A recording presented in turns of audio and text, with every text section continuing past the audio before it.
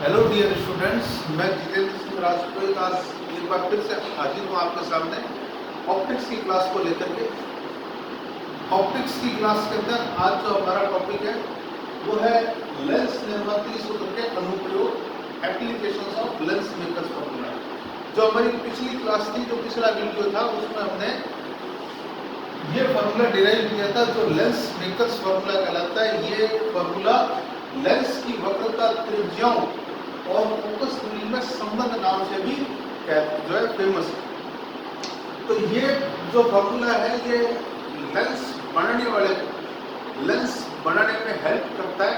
वो वक्रता त्रिज्याओं को अगर एडजस्टमेंट करेगा तो उसके हिसाब से इसका एडजस्टमेंट।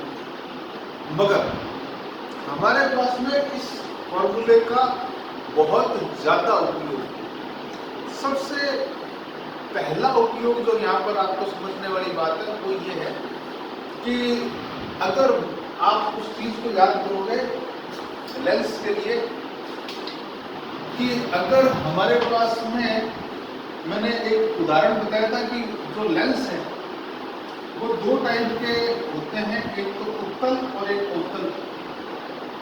लेंस के दो और प्रकार भी बताए थे, एक अभिसारी और एक अपसरी। ये बताए थे दो प्रकार, कार्य के आधार पर, वर्किंग के आधार पर, और ये दो बताए थे शेप के आधार पर। हमने ये भी साथ में उस टाइम पर बात की थी कि आमतौर पर ये और ये यही होता है आमतौर पर, मगर कभी कभी ये भी ये हो सकता है और ये भी ये हो सकता है। तो ये कौन कब क्या कैसे होगा उसके बारे में हम यहाँ पर बात करेंगे। तो एक उदाहरण से बात लेता हूं ताकि आपको बात समझ में आए। ये देखिए, मान लीजिए मेरे पास में एक उत्तल लेंस है।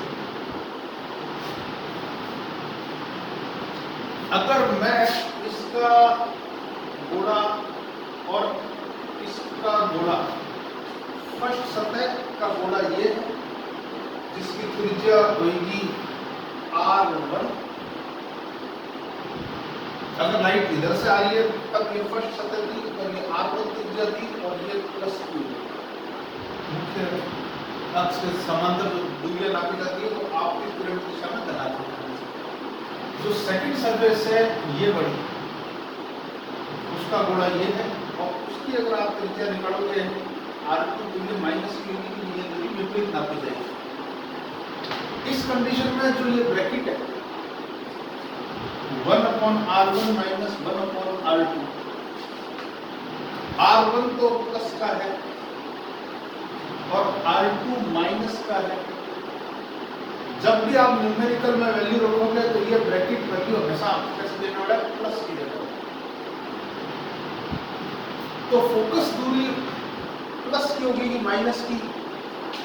जवाब है ये ब्रैकेट प्लस होने से फोकस दूरी का प्लस होने की कोई गारंटी नहीं है। अभी एक ब्रैकेट और भी है हमारे पास। अगर ये ब्रैकेट पॉजिटिव वैल्यू देता है, कब दे सकता है? जब इस चीज का मान 1 से बड़ा हो। 1 से बड़ा कब हो सकता है? जब अंश में रखी हुई चीज बड़ी हो, हर में रखी हुई चीज छोटी हो, तब इसकी फोकस दूरी क्या हो जाएगी? पॉजिटिव। वरना अगर ऊपर रखी हुई चीज छोटी है, नीचे रखी हुई चीज बड़ी है, तो इसका मान 1 से कम हो जाएगा, तो ये ब्रैकेट नेगेटिव हो जाएगा, तो फोकस दूरी भी नेगेटिव हो जाएगी। तो समझिए कि क्या हुआ।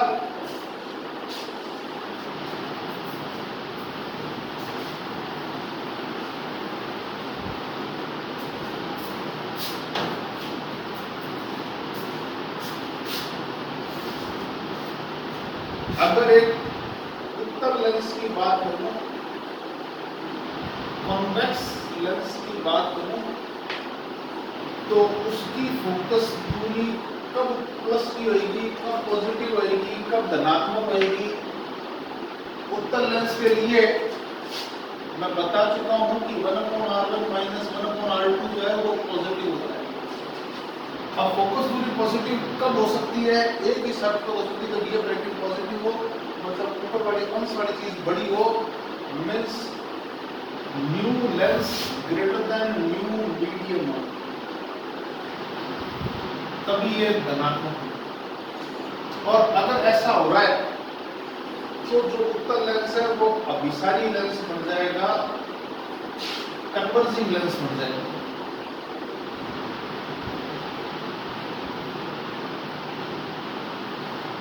मतलब अगर इस पर पैरेलल लाइट आएगी तो वो क्या करेगा, उसको एक जगह पर इकट्ठा करेगा, तभी तो फोकस दूरी जो है वो कस की आ पाएगी।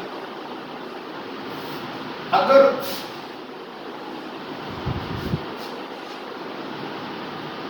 फोकस दूरी नेगेटिव आ रही है, माइनस की आ रही है, तो इसका कारण क्या हो सकता है, ये वाला ब्रैकेट माइनस का रहा हो। अगर ये ब्रैकेट माइनस का रहा है, इसका मतलब न्यू लेंस जो है वो लेस देन हो गया होगा न्यू मीडियम। मींस इस बार फोकस दूरी माइनस आने का मतलब ये अपसारी लेंस हो गया, ये डाइवर्जिंग लेंस हो गया।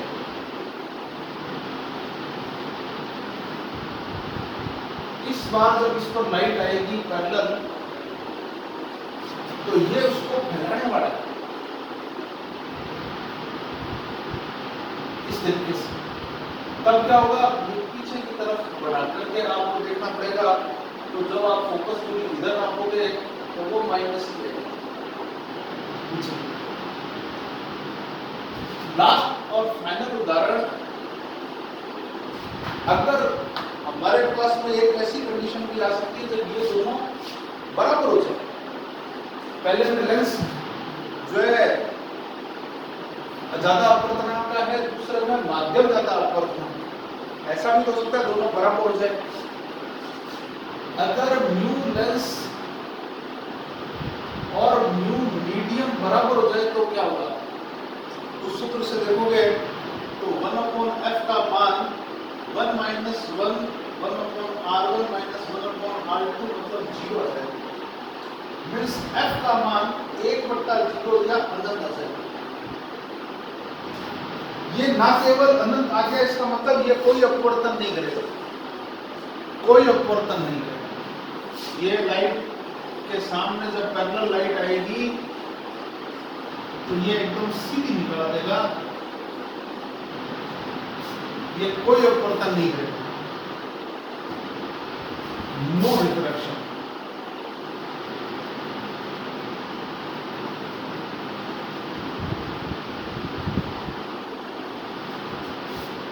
इस बात को अपने एक और बात बता सकते हैं, अगर ऐसा हुआ, ऐसा कब हो सकता है, जैसे मान लीजिए मेरे अभी चारों तरफ हवा है, मैंने आपको यहाँ का एक हवा का लेंस, तो जो मैंने हवा का एक लेंस बताया, उस हवा के लेंस का अपवर्तनांक चारों तरफ जो माध्यम में हवा है उसके बराबर ही है।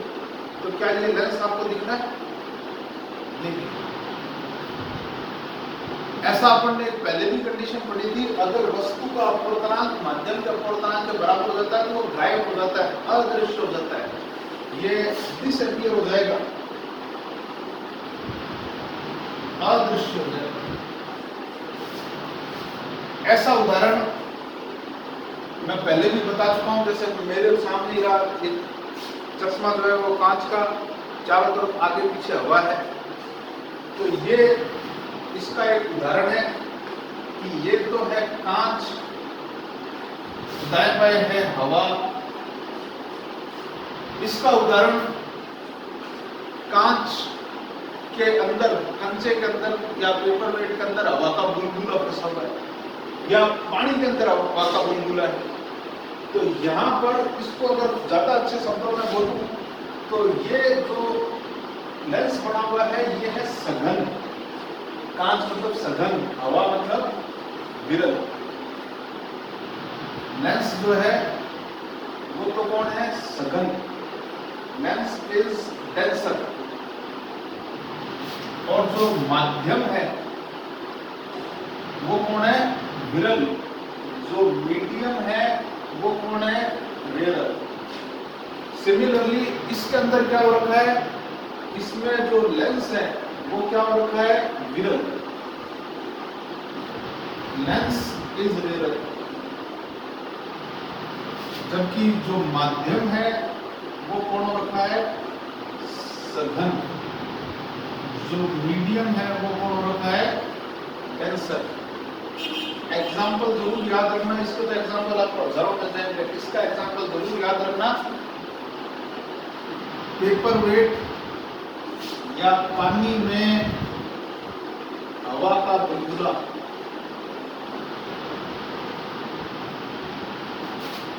Air bubble in paper wait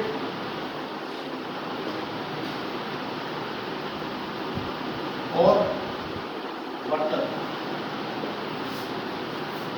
ये तो हवा का, पानी में पानी का लेंस आप मान लो तो हो ही जाएगा आपके सामने उदाहरण, ठीक है।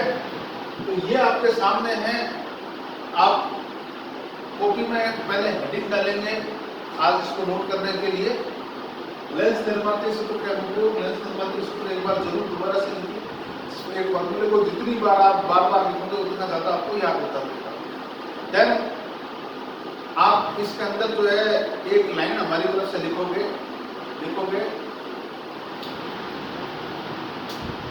जब किसी लेंस को उसकी अपेक्षा सघन या विरल माध्यमों में रखा जाता है तो उसकी प्रकृति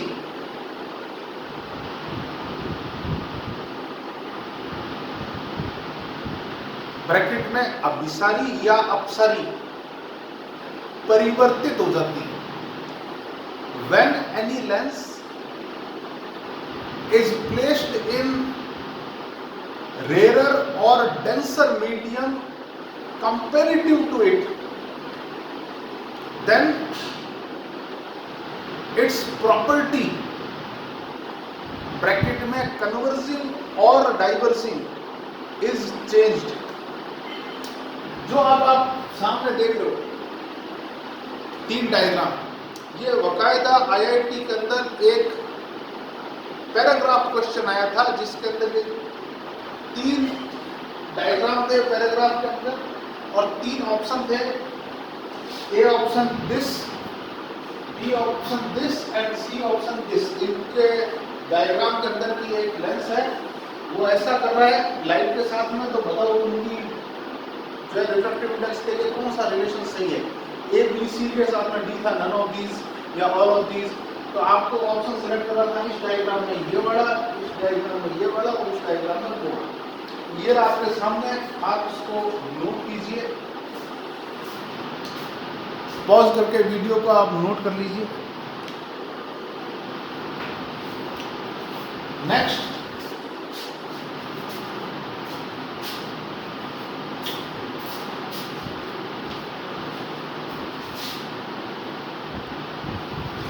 अगर हमारा अवतल लेंस होगा, कॉनकेव लेंस होगा, तो आप पाओगे कि उसके लिए जो 1/r1 माइनस 1/r2 का ब्रैकेट है वो नेगेटिव आता है, ऋणात्मक आता है।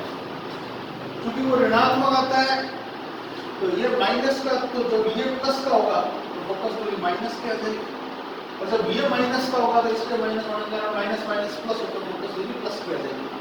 तो मैं जो बता रहा था बात उस पर चलता हूँ। इस आपके पास में पहला पार्ट आ जाएगा, जब म्यू लेंस म्यू मीडियम से ज्यादा होगा तो ये ब्रैकेट पॉजिटिव हो जाएगा, तो टोटल ऑल ओवर करके फोकस पूरी नेगेटिव से होगी। इस कंडीशन में लेंस अपने जैसा काम हमेशा इसको देख करके पहचानते हैं कि ये ऐसा काम करेगा, ये वैसा ही काम करने वाला है। नेक्स्ट, जब आप म्यू लेंस का मान लेस देन म्यू मीडियम लेने वाले हो तो ये लेंस वाले का मान कम है तो बट्टा में बड़ी संख्या का भाग दोगे तो इससे छोटा मान तो ये ब्रैकेट नेगेटिव, तो ये भी नेगेटिव, रिजल्ट आ जाएगा पॉजिटिव। तो फोकस दूरी आने वाली है पॉजिटिव।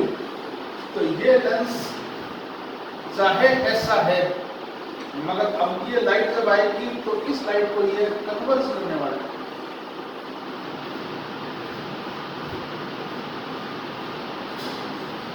एरोज जरूर लगाइए, क्योंकि अगर आपने एरोज नहीं लगाए तो एग्जाम में एक एरो ना लगाने का आधा नंबर कटता है। लास्ट एंड फाइनल बात, अगर इसके लिए भी म्यू लेंस और म्यू मीडियम बराबर आएंगे तो फोकस पूरी इनफाइनाइट आएगी। इट मींस ये भी डिसअपियर हो जाएगा। लाइट आएगी, लाइट को पता ही नहीं चलेगा कि लेंस था यहाँ पे, वो आर पार गुजर जाएगी। जैसे कई जगह इधर से ज्ञान लेके इधर से निकाल देते हैं, एग्जैक्टली कुछ वैसा ही है, लेंस भी इसके साथ करने वाला है। आप इस वीडियो को पॉज कीजिए और इन डायग्राम्स को बना करके नोट कीजिए। इस बार मैंने ज़्यादा थ्योरी नहीं लिखी है आपका समय बचाने के लिए। आपके लिए एक बड़ा आश्चर्य की बात हो सकती है कि इस माध्यम का कितना फर्क पड़ जाता है। तो मैं एक बहुत प्रैक्टिकल उदाहरण आपके सामने देता हूँ। मान लीजिए ये मेरा चश्मा लगाया हुआ है, मैं अगर स्विमिंग पूल में उतर जाऊं तो क्या ये चश्मा काम करेगा? स्विमिंग पूल एकदम साफ पानी का है, पानी ठहरा हुआ भी है उसके अंदर, मैं पानी के अंदर बैठा हूं, तो क्या ये चश्मा मेरे लिए काम कर जाएगा? देखते हैं एक उदाहरण से, फिर आप खुद डिसीजन लीजिएगा कि ये करेगा कि नहीं। जब मैं अभी बाहर खड़ा हूं तो मेरा जो लेंस है वो कांच का है। कांच के लिए म्यू बराबर होता है 1.5, या अच्छे शब्दों में बोले तो 3/2। दाएं बाएं जो मीडियम है वो हवा है, जिसके लिए म्यू का मान होता है 1। जो भी मेरी फोकस पूरी होगी उसके लिए 1/f का फॉर्मूला बनेगा 3/2/1 माइनस 1 1/r1 माइनस 1/r2। ये हवा में इसकी फोकस पूरी है, लेंस वही है, माध्यम चारों तरफ हवा है, इसलिए मैंने एयर लिखा। नेक्स्ट 3/2/1 3/2 ही होता है, 1 घटेगा तो 1/2 रह जाएगा, तो it is something like 1/2 1/r1 minus 1/r2। मैंने इस 1/f एयर के लिए इसका नाम इक्वेशन नंबर 1 दिया। नेक्स्ट अगली बार मैंने क्या किया, ये कांच जिसका म्यू 3/2 था, दाएं बाएं मैंने ले लिया पानी, वाटर स्विमिंग पूल में उतरा तो वहां पे म्यू का मान होता है 4/3। तो 1/FW, F एयर की जगह पर F एयर कर लेते हैं, F वाटर को FW कर लेते हैं। F वाटर जो आने वाला है उसके लिए फॉर्मूला हो जाएगा 3/2/4/3 माइनस 1। लेंस का 3/2, पानी का 4/3 माइनस 1, और ये पीछे 1/r1 माइनस 1/r2 को एडिटिव। बट्टा का बट्टा उल्टा हो जाता है, तो ये बन जाएगा 9/8 माइनस 1 1/r1 माइनस 1/r2। 9 में 8 एलसीएम लोगे 8 कटेगा तो आ जाएगा 1/8 1/r1 माइनस 1/r2। ये 1/f वाटर का फॉर्मूला है। मैंने एक सरल सा काम किया, इक्वेशन 1 में 2 का डिवीजन ले लिया, तो 1/FA 1/F वाटर, LHS का LHS में, RHS का RHS में, तो 1/2 1/r1 minus 1/r2 1/8 1/r1 minus 1/r2 cut गया। बट्टा का बट्टा उल्टा हो जाता है, तो यहाँ बन जाएगा F वाटर अपॉन FA, और वहां बन जाएगा 8/2 जो होगा 4। तो आप पाओगे F water is equal to 4F। मतलब समझना, जब ये एयर में था तो लाइट कहीं आती थी और लाइट आकर के कहीं इकट्ठी हो जाती थी। जब आपने इस लेंस को वाटर में रखा तो लाइट आती है इसकी तुलना में 4 गुनी दूरी पर जाकर के मिलती है। अगर it is x then it is 4x, 4 गुना दूरी पर जाकर मिलती है लाइट। अगर ऐसा हो रहा है तो मेरी आंख तो सही देख पाए उसके लिए मुझे ये वाली फोकल लेंथ चाहिए। क्या ये वाली मेरे आंख काम करेगी? नहीं। जो चश्मा या कॉन्टेक्ट लेंस आपने एयर के लिए अगर बनाए हुए हैं तो वो वहां पर काम नहीं करेंगे। इसी कारण जो स्विमर्स लोग होते हैं, अगर उनके कॉन्टेक्ट लेंस उनको पहनने हैं तो वो एक स्पेशल चश्मा ऊपर पहनते हैं। उनके लिए कॉन्टेक्ट लेंस भी फिर अलग आते हैं। जिनको अंडर वाटर अगर जाना है करना है तो उनके लिए सारी बात अलग है, ताकि बीच में थोड़ी एयर पड़ी रहे, ताकि उनके लिए वो काम कर जाए। या अगर नहीं है तो फिर अलग ही होना चाहिए। सेम बात उन जो है कैमरों के लिए भी काम करता है ये सिद्धांत। इसी कारण जो आप देखोगे मोबाइल का कैमरा अंडर वाटर नहीं कर पाता है, कारण जो कैमरा है उसका आगे कांच लगा के उसका आगे एयर को थोड़ा सा मीडियम को रखा गया। मोबाइल पानी में चला जाएगा फोटो खींचने के लिए, अगर वाटरप्रूफ है तो बिना वाटरप्रूफ वाला डाल के प्रयोग मत कर लेना, दिक्कत हो जाएगी। तो जब ये आपके पास में जाएगा तो ये इस हिसाब से कैलकुलेशन कर लेगा।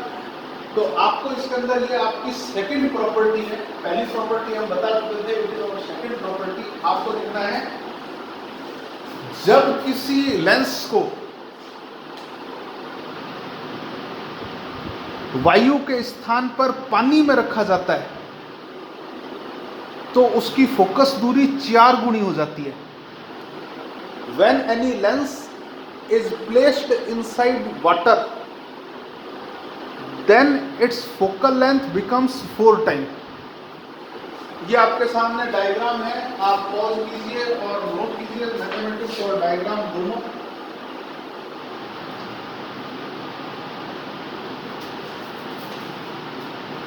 बकायदा बोर्ड एग्जाम में एक बार ऐसा न्यूमेरिकल आया था कि एक लेंस है, उसकी हवा में फोकस दूरी 10 सेंटीमीटर है, तो पानी में फोकस दूरी कितनी होगी। चूंकि बड़ा सवाल था ये 2 या 3 नंबर का, तो सिंपल आप लास्ट वाले से एक लाइन में आंसर नहीं निकाल सकते, आपको ये पूरी मैथमेटिक्स उसके लिए करके दिखानी थी। भाई एफ एयर का मान वहाँ पर जो था वो दिया हुआ था। ठीक है, चलिए तो आप पॉज कीजिए, नोट कीजिए। मैं अगले उदाहरण पर चलता हूँ। मान लीजिए ये एक लेंस है, इस लेंस की दोनों तरफ फोकस जो त्रिज्या है समान है, तब इसको कहते हैं द्वितल लेंस, बाई कॉन्वेक्स लेंस। इधर भी त्रिज्या कितनी है r, इधर भी कितनी है r। क्योंकि ये r1 है तो ये प्लस की r, ये वाली r2 है तो ये वाली माइनस की r, वैल्यू सेम। इस स्थिति में अगर आप इसकी फोकस दूरी निकालो तो it is something new lens upon new medium -1 1 upon r minus 1 upon minus r। आप पाओगे कि ये वैल्यू है new lens upon new medium -1 2 upon. अब मैंने क्या किया, इस लेंस को काट दिया, बीचों बीच से इसके 2 टुकड़े कर दिए। जब मैंने इसके 2 टुकड़े किए तो कोई सा भी एक टुकड़ा, चाहे तो लेफ्ट वाला चाहे तो राइट वाला, एक कोई टुकड़ा पकड़। मैं लेफ्ट वाला जैसे पकड़ता हूँ, ये लेफ्ट वाला। अब R1 तो R ही है प्लस की, but what is R2? R2 is infinite, plane surface की वक्रता त्रिज्या इनफाइनाइट होती है। तो आप पाओगे 1 अपॉन f डैश। अब इसकी फोकस दूरी मान लो f डैश है, तो ये हो जाएगी new lens upon new medium -1। Lens का पदार्थ चेंज नहीं होगा, काटने से कांच ही रहेगा, कांच पानी नहीं बनने वाला काटने से। तो मीडियम वही रहेगा, लेंस वही रहेगा, फर्क क्या पड़ेगा, R1 तो प्लस R है मगर R2 इस बार इनफाइनाइट। तो आप पाओगे it is new lens upon new medium -1 1/r। अगर मैं 1 में 2 का डिवीजन दे दूं तो आप पाओगे 1/f 1/f dash is equal to mu lens mu medium minus 1. It is 2/r and it is mu lens upon mu medium minus 1/r. Bracket से bracket r से r कट जाएगा, यहाँ उल्टा हो जाएगा तो f dash upon f is equal to 2, f dash equal to 2f। अगर एक लेंस को मुख्य अक्ष के लंबवत, ये मुख्य अक्ष होती है उसके लंबवत काटा जाए तो हर एक बात की फोकस दूरी दोगुनी हो जाएगी। तो ये आपकी तीसरी प्रॉपर्टी है, लिखोगे आप इसको।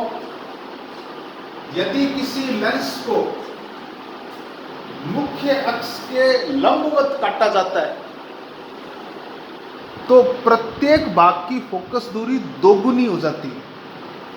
If we cut any lens perpendicular to principal axis then focal length of each part is doubled.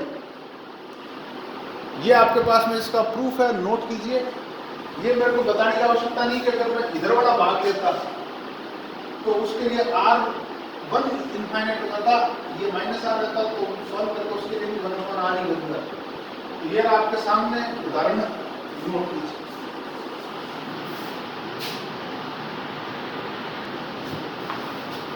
अगर इस लेंस को हम प्रिंसिपल एक्सिस के परपेंडिकुलर काट देते तो डबल हो जाती है, मगर पैरेलल काटने तो पैरेलल जरूरी नहीं कि यहीं से काटें, बीचों बीच से ऊपर नीचे से भी काटने हैं। तो जो भी टुकड़ा बचेगा उसके लिए त्रिज्या चेंज थोड़ी होने वाली है, वो तो वही रहने वाली है। तो 1/f डैश का मान जब आप सॉल्व करके निकालोगे तो ये मान mu lens upon mu medium minus 1 2/r ही आने वाला है, मतलब 1/f ही आने वाला है, means f dash equal to f ही आने वाला है। तो आप अगले पॉइंट को लिखोगे, यदि किसी लेंस को मुख्य अक्ष के समांतर काटा जाता है तो प्रत्येक भाग की फोकस दूरी अपरिवर्तित रहती है। If we cut any lens parallel to principal axis then focal length of each part remains same. Pause करके नोट कर लीजिए। अगले पार्ट पर चलते हैं। देखो, मान लीजिए हमारे पास में एक लेंस है। इस लेंस के साथ में क्या है कि ये एक नहीं बना हुआ, इसमें कई माध्यम बने हैं। इस वाले में भरा हुआ है μ1 माध्यम, नेक्स्ट वाले में भरा हुआ है μ2 माध्यम, इसके नीचे वाले में भरा हुआ है μ3 माध्यम, इसके नीचे वाले में भरा हुआ है μ4 माध्यम। तो होगा ये, आप जब फॉर्मूला लगाओगे लेंस मेकर्स तो म्यू लेंस इस भाग के लिए अलग लगेगा, इस भाग के लिए अलग, इस भाग के लिए अलग, इस भाग के लिए अलग। तो इसके लिए 4 फोकस दूरी आएंगे, 1 2 3 4। तो 4 अगर फोकस दूरी आएगी तो जब किरणें आएंगी तो सामने प्रतिबिंब भी कितने बनेंगे? 4। ठीक है, तो ये आपका पॉइंट है, इसको आपको नोट करना है। लिखिए आप एक लाइन, यदि किसी लेंस में मुख्य अक्ष के समांतर माध्यम भरे हों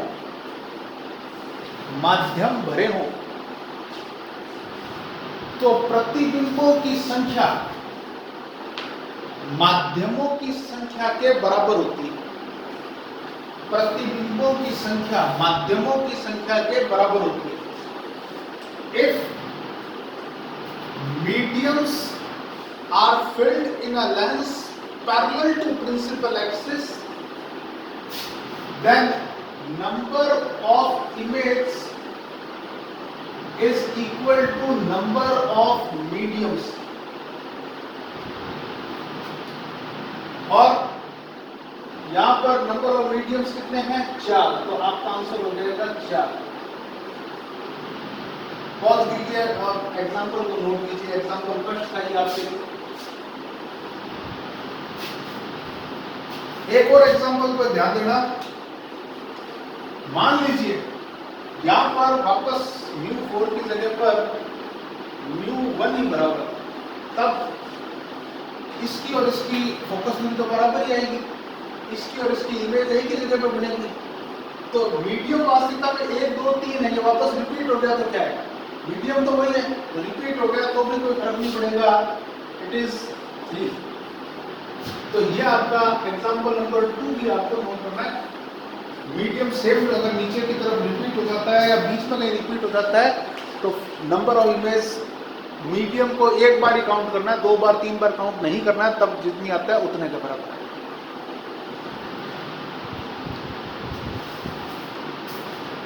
अब एक और उदाहरण देखो।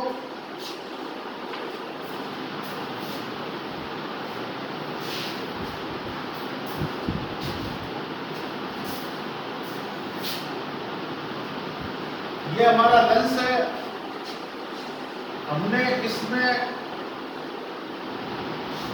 2 मीडियम लेफ्ट और राइट में भरे। इधर भर दिया μ1,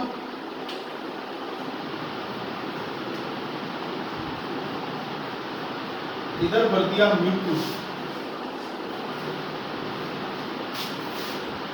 अगर आपने ऐसा लेंस लिया है तो वास्तविकता में ये 2 समतलोत्तर लेंस है, ये 2f और ये 2f वाला, दोनों अलग अलग फोकस दुनिया जरूर है, एक 2f1 वाला और एक 2f2 वाला, माध्यम अलग अलग है, बट ऑल ओवर लेंस जो लाइट इधर से आ रही है उसको इसमें से भी गुजरना पड़ेगा, तो ये मिलेगी एक ही जगह, इनका फोकस एक ही होगा, क्योंकि माध्यम अलग अलग नहीं है।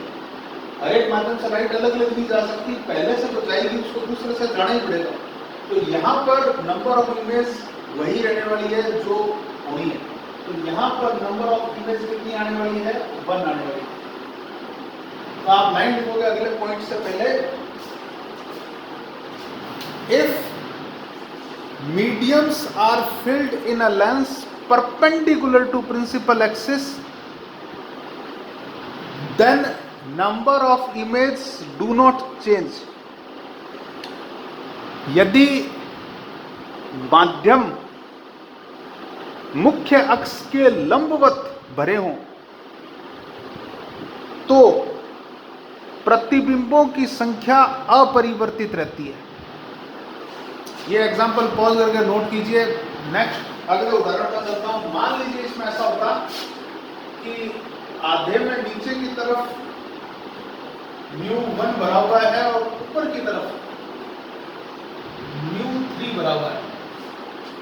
तो अब क्या होगा? लाइट जो आएगी μ1 से होकर के μ2 में जाकर के एक जगह पर जाएगी, μ3 से होकर μ2 में जाकर फिर जाकर जाएगी। मतलब यहाँ पर 2 इमेज बनती, पहले वाले लेफ्ट वाले पार्ट 2 इमेज बनाएगा, राइट वाला तो उनको आगे आगे पीछे खींचता है। तो इस कंडीशन में जो नंबर ऑफ इमेज आने वाली है वो कितनी आने वाली है? 2 आने वाली है। एग्जाम्पल नंबर 2 जरूर नोट कीजिए। मीन्स μ2 का नंबर ऑफ इमेज पर कोई फर्क नहीं है, जो मीडियम पैरेलल है उसका कोई फर्क नहीं है, फर्क नंबर ऑफ इमेज पर किसका है? जो परपेंडिकुलर है उन्हीं का है।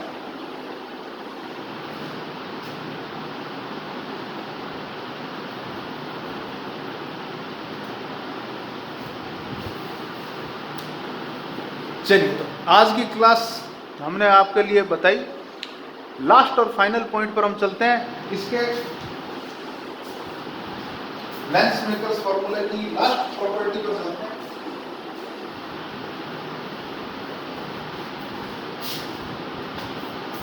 मान लीजिए एक लेंस है आपके पास में,